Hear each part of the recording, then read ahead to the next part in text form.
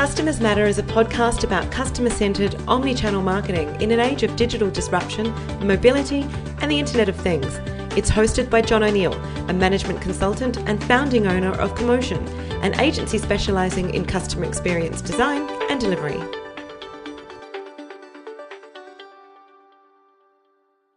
Today I'm in Circular Quay in Sydney, where I'm joined by Joanne Stone. Joanne's the Director of Customer Experience at Hudson Asia Pacific. Now, Hudson specialises in recruitment and talent management and helps connect and support organisations and their employees. But not only is Joanne successful in her career, she's also a mother and has openly spoken about her decision to not conform to traditional stay-at-home mum lifestyle.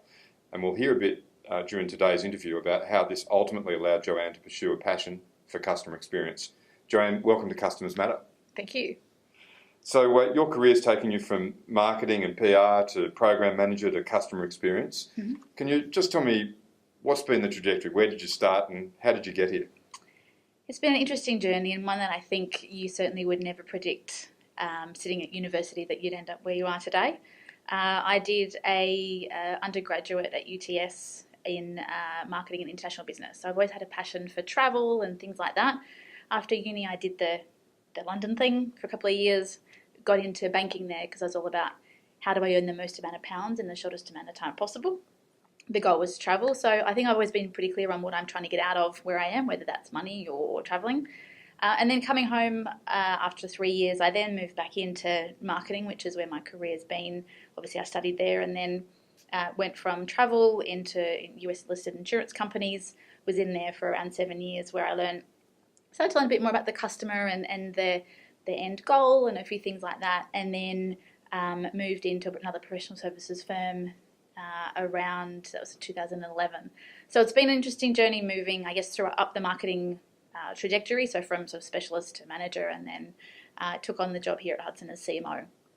So for me, it's that I was here in the marketing role for about 12 months, but it was in that time and in my last role as well, I started to work out that marketing is changing a lot. It's becoming less about your traditional campaign management and less about promotions and things like that. It's becoming more about the customer and what's the customer journey. And I didn't realise it, but even here when I was at Hudson, before I'd heard of a journey map, I was doing them. I was starting to draw things on the board and my team were going, oh, another Joe on the whiteboard, here we go again.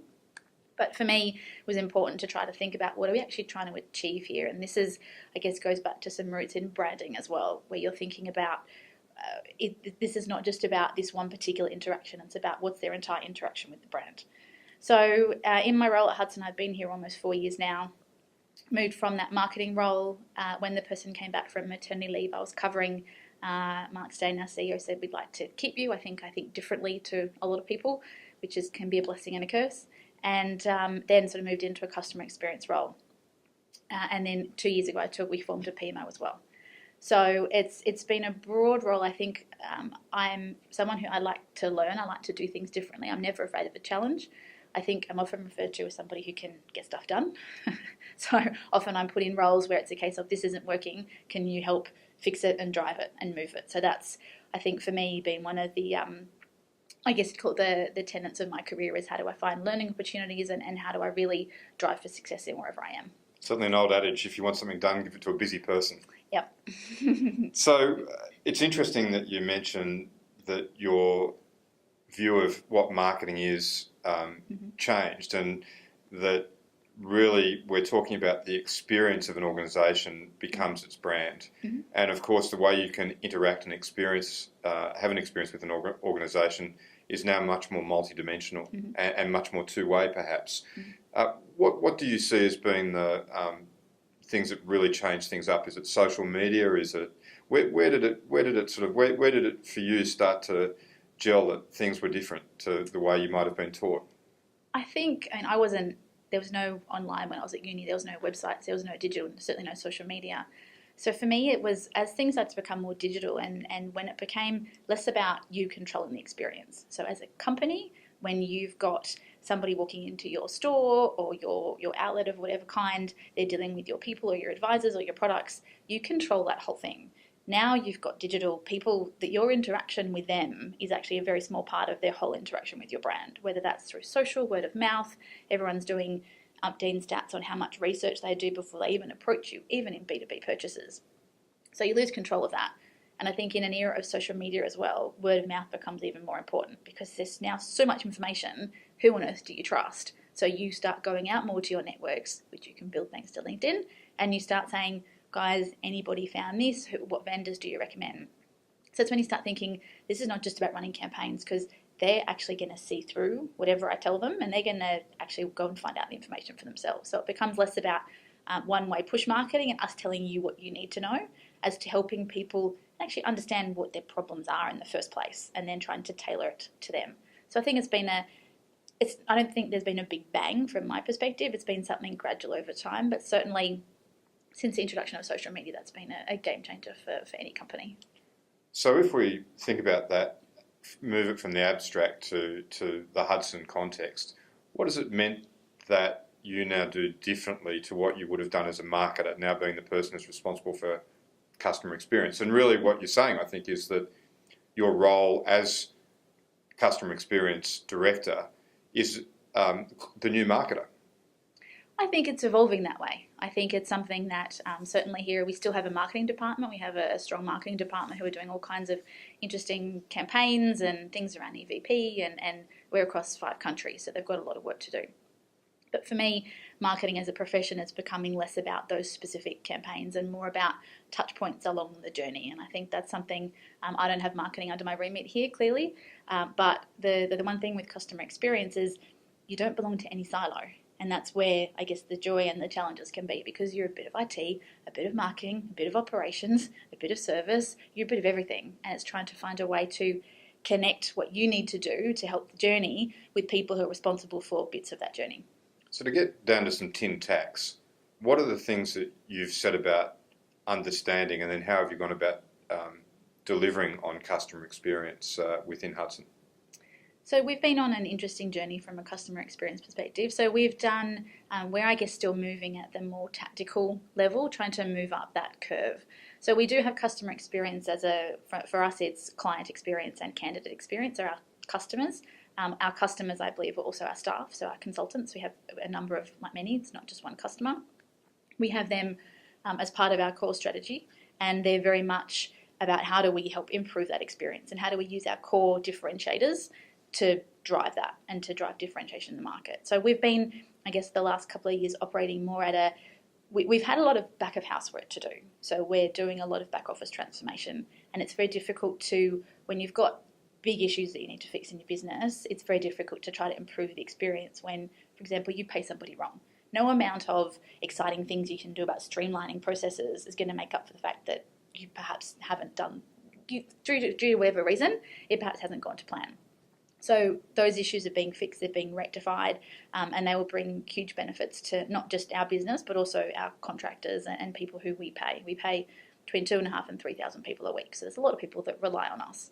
So certainly that's something that we're focused on, and that will bring us a lot of efficiencies internally as well, which means we can better focus on the experience. So for us, it's just been a balance of doing some, we've done some onboarding streamlining, done a number of different projects here and there, but we need to get a few fundamentals right, which are exciting and in progress. I mean, it's one of the dynamics of the contemporary marketplace. The big players almost always have legacy systems, and this is where the disruption, I think, can happen, because you're trying to turn a ship, and you get these agile guys who leap up and down, and suddenly they've designed a customer experience that's all happening off a phone, so it's quite a challenge, I think, trying to work out how to get the blend of what to do about the legacy systems that are driving the constraints of a good customer experience, and also how to, at the same time, give customers confidence that something's changing. I know, and I guess the flip side of that, I was speaking to at a conference recently, one of the senior execs at Uber, and you think, I said, it must be so great to be so agile and nimble. He said, yes, but the flip side is we started off small and did it cheap. Now we've scaled, and we're sitting here thinking this isn't fit for purpose anymore, so they're also placing their payroll system. And so I think we forget that while we all sit here and think, we've got legacy and it's not fit for purpose, other people also have that problem who successful startups. So it's not just everyone's battling their own issues. And I don't think it's very rare to get an organisation that's perfectly right-sized and with nothing to fix. I love that you say that. I met recently with an entrepreneur who started a travel business 4 years ago. It now does more than 100 million in turnover per annum. And they've just had to invest massively in moving from Google Docs and Google spreadsheets into an enterprise resource system and a CRM system that's built off the back of Salesforce. So for them, suddenly being grown up meant getting grown up systems. And that's the problem. They invest and they are so quick because they can do Google Docs and they can just buy MYOB and they can buy everything and they can be up and running in an hour. But as you said, the systems and the processes that's needed to support a startup, it's fine for a while, but then you have the great problem of growing and needing to scale. You then need to scale too. So everyone, it's not just the big guys who are facing, I guess you'd call it disruption. Everybody has their own battles to fight for. The other big conversation that's going on now is, of course, data and artificial intelligence, which is, a variation on data and the use of algorithms. And what do you see as the role of, AI and also data in understanding and enabling better customer experiences? I think data is really important. I think without that, we tend to make assumptions and we can take guesses based on our knowledge of the experience, which is often our own perspective, and that's often not the customer's perspective. So without that data, you're based on hunches, so I think you need to find a way. The challenge is getting data that matches up from what you've got internally or what you've done from research with what your customers want. So blending those two is not easy, but I certainly think AI is going to have a big role to play, and the various other technologies that are around, insert buzzword here, that are going to help with that. I definitely think wherever you can use data to support a decision, you've got to do it. And how is that working in what you do as you think about customer experience within Hudson? Are you thinking about data and, what's the trade-off between, deep focus groups with, members of your target audience and versus trying to glean insights from online behaviours or data that you can see in some other way, shape or form? How are you managing those different sort of approaches? Like many companies, we have no shortage of data. We have however many millions of CVs in our database, and our consultants are doing all kinds of activities. So I think we're in the process of working out how do we best use that. How do we use better predictive analytics, or how do we use new technology to make best use of that? For us, from a customer experience perspective, as I said, we're still relatively new to our journey of this. So for us, it's more about internal data. How do we use our NPS or our customer listening to glean insights on where the problem areas and how do we try to fix them? So at the moment, we're still, moving up that curve and working out how do we better blend data from different sources to move forward. Just while you mentioned NPS, we've been discussing this in my business and with some of our clients recently. NPS can shift according to the currency of a transaction, the importance of it in your life. There are many subtleties, and I'm not sure that the Net Promoter Score, as applied to a simple dashboard, has always been measuring some of the things that are more subtle and can really, affect an outcome, but it's become a currency. Have you thought about some of the issues that attach to how you actually, gauge and measure success, and if so, what are your thoughts in that regard? We're actually looking at we need to look at our entire customer listening ecosystem in terms of what is the right metric, because for us, we have a very big funnel in terms of how many applications we get versus the amount of people that we can place. So asking somebody who has maybe applied for 10 jobs from us and not been successful, is that really the right time to ask them about an NPS? So we've got to work out what's the right metric for the right phase of the journey. But I'm also a believer that it doesn't matter what metric we use, it's got to be right for the touch point. But I'm more about what's the delta in that, what's driving it, of understanding it. I mean, there's lots of research that says it doesn't matter whether you use CSAT, NPS, effort, whatever you use, the most important thing is to have one, to measure it, and to measure what's driving it. So if you can work out what's causing dissatisfaction or your detractors, then you need to act on that. And also I'd love to know what's the relationship between how do you move someone from a detractor to a neutral or a passive or into a promoter, and what's the benefit of doing that? So then you work out where to invest, what's going to drive your best business growth. So that's something that certainly is on the radar. Now, we touched before a little on disruption and technology and so forth. I'm going to go all HR tech geek for a moment. tell me about talent communities and the platforms that are popping up now. What's this all about? As you said, HR tech is very big. We participated in a tech accelerator in earlier this year with Slingshot and Seek, who are a big, linkage of corporates with the startup community. As you said, there's no shortage. Some are listing, some are booming. I certainly think that's something that people are now more looking at talent in a different way in terms of, and we're doing the same thing here. How do I find, it's becoming more about finding passive or people who are perhaps not looking on Seek every day to apply for jobs. So how do I work with them? How do I engage with them throughout their careers so that I can then tap into that hidden talent who aren't on Seek, don't know what they next necessarily want, but I've got the perfect job for them. So it's very much a focus of us. I know it's a focus of the communities, and obviously where there's a focus or there's a problem, technology companies and startups are going to go and help with something that solves the problem. Now, we talked before in the introduction about your journey in your career, including having a family. Mm-hmm. Can you tell me about your family and about your decision to keep working and how your partner supported you in that process and what that's meant and what it's enabled? Sure. So I have two daughters, one who's almost 8 and 4.5, and they're very much my number one priority. So while I work, that will always be number one. But for me, I was always going to be a working mum. For some reason, I never doubted that. When I met my husband, it was just sort of, we spoke about it a lot, especially when I got pregnant, the decision around who's going to stay at home. But it was a very short conversation. He just said, well, you're driven, you enjoy what you do. It doesn't often feel like work to you. So when I don't really enjoy my job, I'm not that driven. You earn more than me. This is a bit of a no-brainer, really. So it just became down to, well, how long do I take off? For example, with my first, I took 9 months off. He then took 3 months off, and then he went back part-time. So it helped that he got paid. Again, working in a company that had parental leave was great for both of us. And he's an amazing dad. He's somebody who loves being with his kids. He still needs some form of adult interaction, but we're very much yin and yang. I'm the extrovert-driven one. He's the more introverted. Give him some sport and he's a happy man. So we've found a balance. It's not necessarily been easy, and certainly there's a lot of stigma that comes attached to that. Even my own mother said to me when I was pregnant, well, are you sure you want to go back to work? You might find when you hold that baby in your arms that you don't care about working anymore and you just want to stay at home. Well, after about 4 months, I was like, this is fun, but it's just not enough for me. That's not to say that it's not enough for others.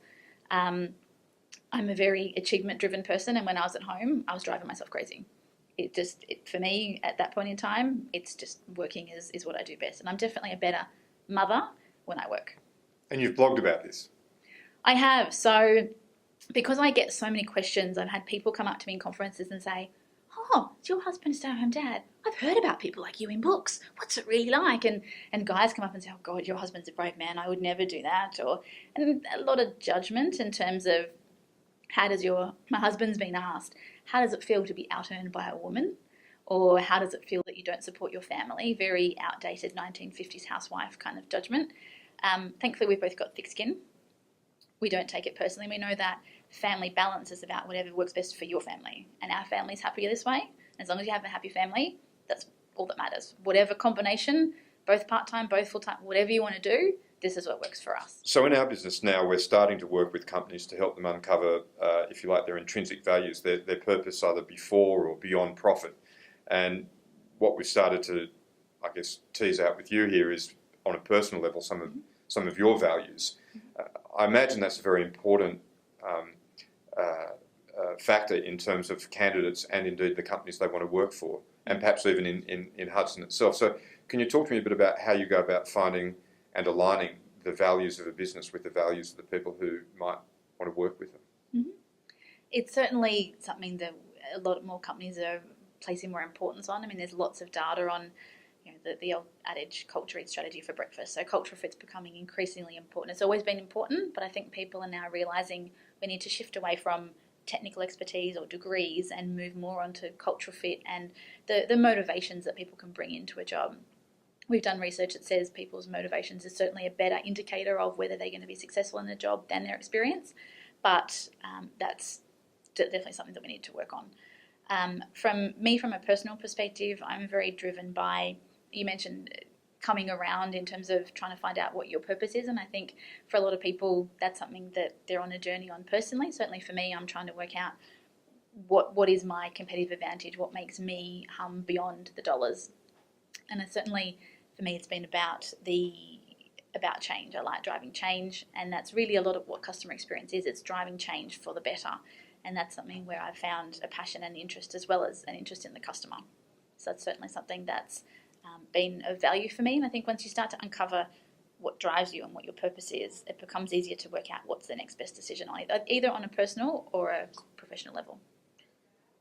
Now, thinking about really memorable customer experience design, whether you're involved in it or not, I just wonder if you could bring to the fore something that you've seen or something you've been involved with that is just a most amazing, memorable customer experience, the holy grail of what you'd love to see in the world. Probably had more negative lately than positive. I've just connected to NBN, which is just a whole other level negative. But a positive one recently often come back to hotels. So I had a night at the Intercontinental in Sydney, and they have got it down to a T. So we walked up to reception. I was very curious to see how they do it these days. Often those large hotel groups are put up in lights as examples. They're not quite a Ritz-Carlton, but they're up there.